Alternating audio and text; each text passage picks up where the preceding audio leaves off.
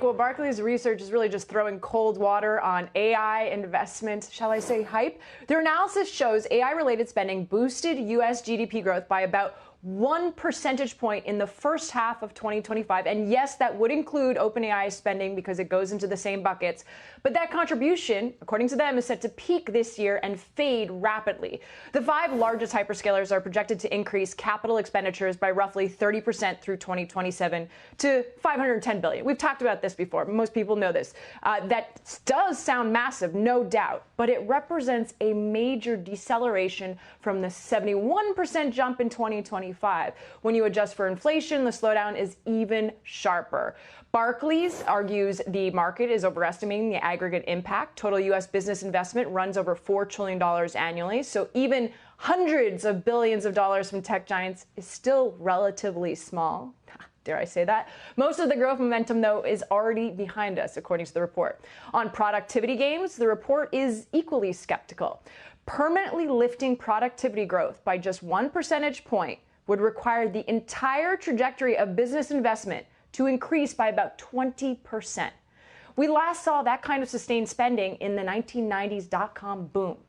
The bottom line from this report is that AI spending levels are no doubt impressive, but growth rates drive GDP.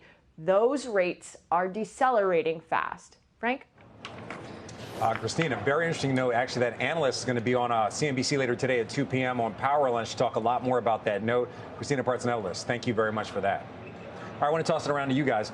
Does it matter to the market if the AI capex boom is slowing down in the back half of the year? Does it matter to the market when a lot of this is based on AI, software, other things like that? Do we need that capex boom? Steph, I'm going to turn over to you because we were just talking about materials. Does it matter? Do we need that to continue and still accelerate so many deals being announced to move the S&P higher? I mean, I think that $400 billion from the hyperscalers this year is peak for sure. I mean, you're not going to grow that level every year, but I think you're going to see a compound annual growth rate in AI capex spend of something like 25% between now and 2030. And what I find comfort in is it's not just the hyperscalers that are spending on capex. It's the utility companies. They're going to spend $80 billion this year on AI, the grid, power, that kind of thing. Industrials are going to spend $200 billion on AI, on data centers, grid power, the whole thing. So what I'm encouraged about is it's many, many different industries that are seeing the demand and seeing the need to spend. And we've talked about this before. When you talk to chief technology officers, they're spending on 2 things, and they have said to me, many of them have said to me, double digits between now and 2030 on AI because they're still learning about it, and cybersecurity because they can't afford to wake up and lose their business. So those are the 2 areas that I remain very bullish on. Does the market need these kinds of levels of spend to grow higher? I don't think so, because you're seeing this very broad-based growth. Yeah, speaking of, we did have some other announcements, and you mentioned it's a wide variety of companies spending. BlackRock, NVIDIA, and xAI taking over a $40 billion data center. We also had Microsoft strike a deal with a startup called Nscale for $14 billion. That company pushing for an IPO. So we are seeing money being spent outside of just simply capex for rocks in some cases. In this case, it's energy. Joe, you're nodding on this one. Well, it's the utility story, right. And Steph's done a phenomenal job all year talking about it as well. But throughout 2025, it's been a place that the ETF has been in, whether it's Vertiv, Steph, I think you're there as well, Vistra, Constellation Energy today, I believe traded to a new all-time high. A name we don't own, which we're seeing very strong momentum, is Duke Energy.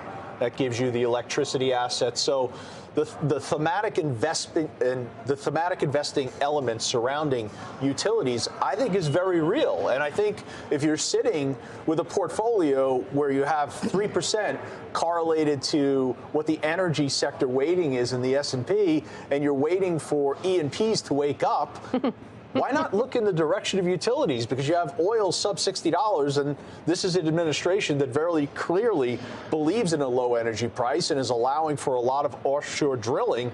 I think utilities should act as the replacement there, and some of the names I mentioned are proving a confirmation of that. So, by the way, as we kind of shift the conversation away from chips for once when we're talking about AI, by the way, announcement, we're going to show an ARM chart right here. An announcement that Meta is tapping ARM Holdings to power AI for Facebook and Instagram. Take a look. ARM shares shares. They're up just about 2% right now. This just crossing right now. So the second we move away from chips and all that, of course, there's another announcement. We continue to see these series of announcements. Jim, I want to come over to you. You own NVIDIA.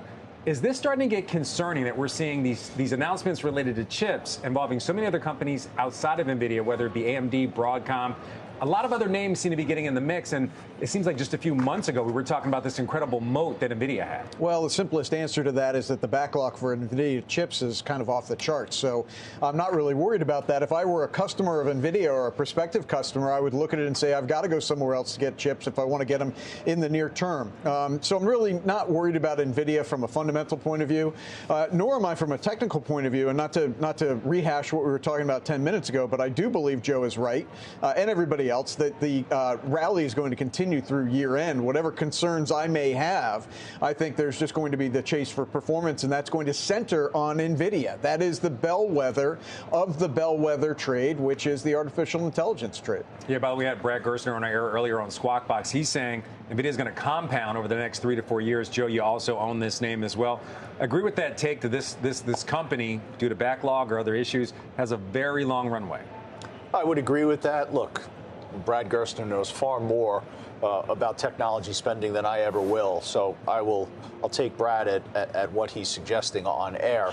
But it's very clear to me, just from the standpoint of here you sit October 15th, and if I'm sharing with the viewers that I think a chase for performance is going to be underway through the remainder of the year, I find it very difficult to believe that the semis are not going to participate that and continue to do what they have done, which is rally nearly 85% off of the April lows.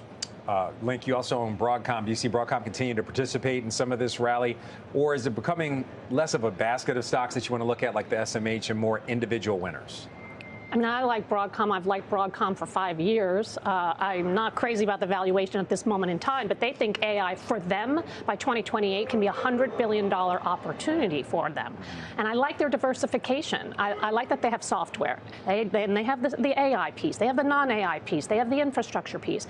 And they last quarter just crushed it. They beat on across the board. And I think they're going to continue to do that. And they announced their 4th customer in custom ASICs that they think is a $10 billion opportunity for them. So I think they're a winner. What I think is really interesting is it's up 107% in the past year, and NVIDIA is only up 37%. Yeah, CEO Hock Tan also seems to know how to navigate not only AI, but the administration, some trade issues, and everything else. Seems to be a very sophisticated operator in the current landscape. Liz, I want to come over to you. Chips are also a cyclical area. Do you believe this rally can continue and that investor confidence can stand these chips? We just saw that report from Christina Partsinevelos that the AI capex boom may have peaked. Wouldn't that kind of be a read into chips as well? I think the rally can continue at least through year end, and the growth boom maybe has peaked, but CapEx is going to continue, and there's going to be announcements about them continuing to spend just because of how they've been rewarded in the market for doing so. I think what can happen next year is if we start to hear announcements that the revenue is actually coming through on all of that spending.